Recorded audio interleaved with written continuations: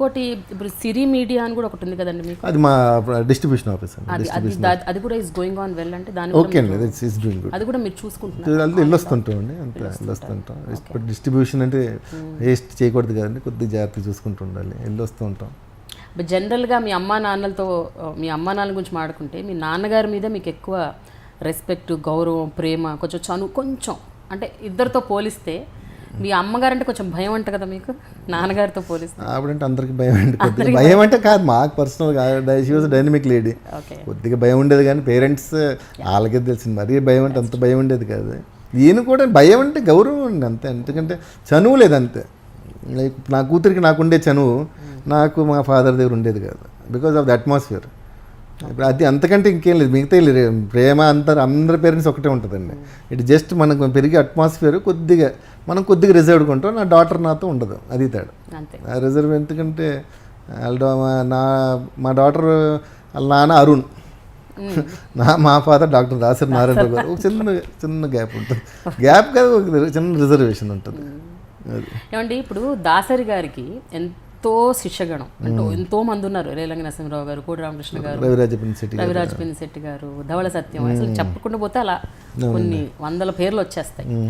వీళ్ళెవరు కూడా ఎప్పుడు మీ దగ్గరకు వచ్చి మా సినిమాలో మీరు యాక్ట్ చేయండి అరుణ్ నన్ను ఎప్పుడు అనలేదా? సక్సెస్ ఏదండి అడుగుతా కాదండి, సినిమా అంటే బిగినింగ్ కూడా అండి. బిగినింగ్ కూడా ఫస్ట్ ఫిల్మ్ ఇస్ ఫ్లాప్.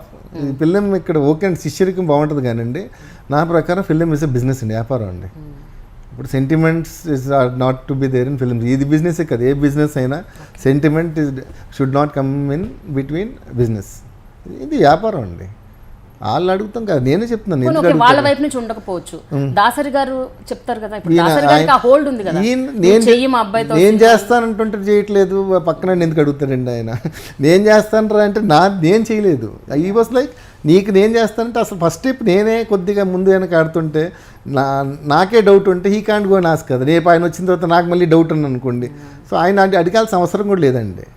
బేసిక్గా మొత్తం ఈ ఫాల్ట్ అంతా నాదేనండి, చెప్పాను కదా స్టార్టింగ్లో. నిజం చెప్తున్నాను,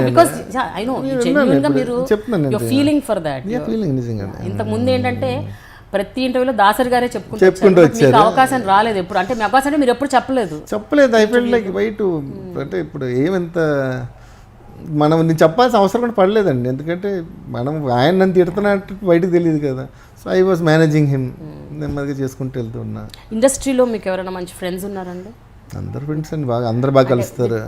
అంటే జెల్ కొంచెం పర్సనల్గా కూడా ఇంటరాక్ట్ అయ్యే ఫ్రెండ్స్ అంటే నాకు అందరూ పరిచయం, అందరూ కలిసినప్పుడు బ్రహ్మాండంగా మాట్లాడుకుంటాం. కానీ నాకు క్లోజ్నెస్ అని కాదు, ఫ్రెండ్స్. నాకు Gopichand is very good friend of mine. Sudheer Babu is good friend of mine. Tarun వీళ్ళు ముగ్గురు కొద్దిగా కాస్త బాగా చనువు. మిగతా అందరూ కలిసినప్పుడు బాగా మాట్లాడుకుంటాం. ఇంకా పెద్ద హీరోలు అంటే పెద్ద హీరోలు మాకు, చిరంజీవి గారు, నాగార్జున అంటే పెద్ద హీరోలు మాకు, అలాగే ఉంటుంది. ఇంకా మాది జూనియర్స్ అంటారా, అసలు ఆ జూనియర్స్ చాలామంది వచ్చారు. ఇంకా వాళ్ళు సోషల్ కలుస్తుంటాం, గెట్ టుగెదర్ అలా కలుస్తున్నప్పుడు just hi bye, everybody's cordial. Everybody knows కదండి. So we are cordial. ఈ ముగ్గురు కొద్దిగా కాస్త కొంచెం ఎక్కువ.